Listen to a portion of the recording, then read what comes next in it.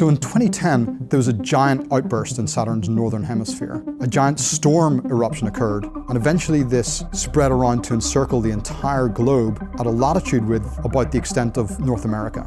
Imaging first picked it up, and it was massive.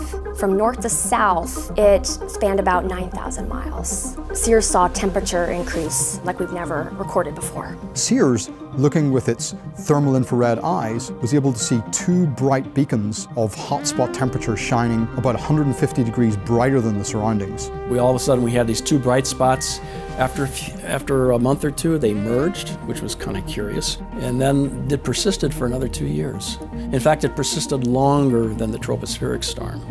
Typically on Saturn, these occur about every 20 to 30 years. And this is the sixth one that's been seen since 1876. And Cassini was lucky enough to be there at the right place at the right time to see this storm eruption.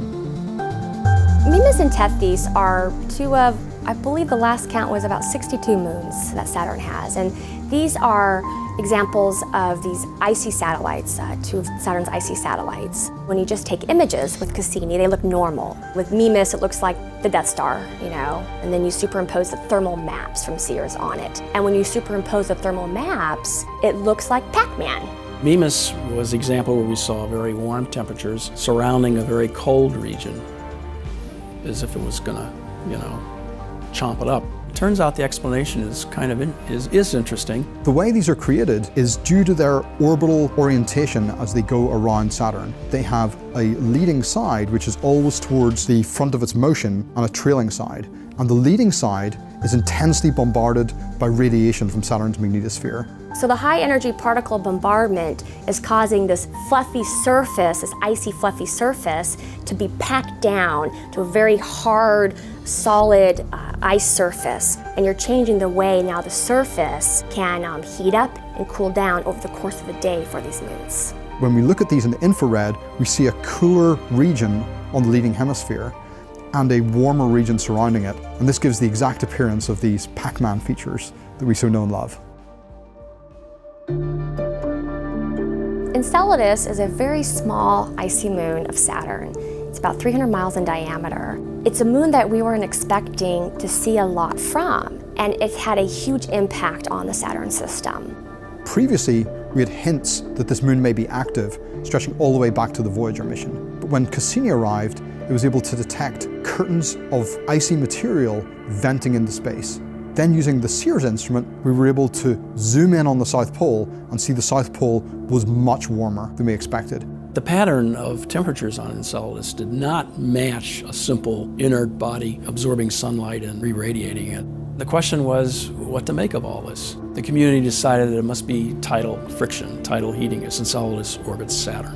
This tells us that Enceladus is being heated up by the action of Saturn's gravity. Inside Enceladus, we now know that there's a liquid water ocean, and it's this ocean which is venting through these cracks into space. Throughout the mission, we've learned that it has a subsurface liquid water environment, and with NASA, when you see liquid water, it's follow the water, because that's important for life. Titan was one of the major objectives of Cassini. We knew from Voyager that Titan was an organic molecule paradise. It just was filled with organic molecules. But maybe one of the key things about Cassini was, instead of a flyby past the Saturn system, Cassini hung around for 13 years. And during that time, even though we were orbiting Saturn, we flew by Titan 125 times. Titan at visible wavelengths looks like, as everyone has seen, a orangey, hazy moon. When Cassini was built, we put on spectrometers that could see to longer wavelengths outside of the eye's visible range. And so we removed the veil of this smog. We peeled it back. Lo and behold, we saw this amazing, very active surface, river channels and dunes, and we found polar lakes. And we never saw this before because we couldn't penetrate this very opaque, hazy atmosphere. In In 2013, we made a fascinating discovery about Titan's atmosphere.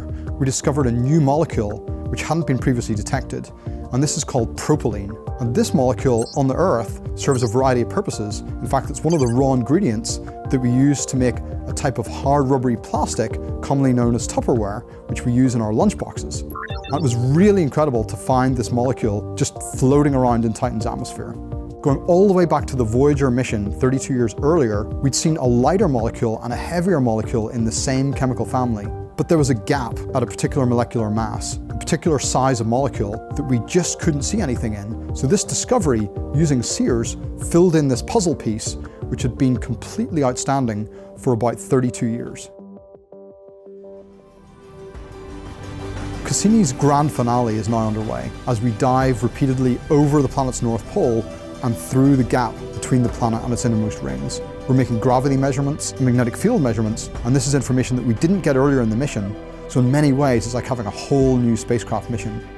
Finally, on the very last orbit, Cassini will go closer to Saturn and eventually burn up in its upper atmosphere. The spacecraft will disintegrate and become a permanent part of Saturn.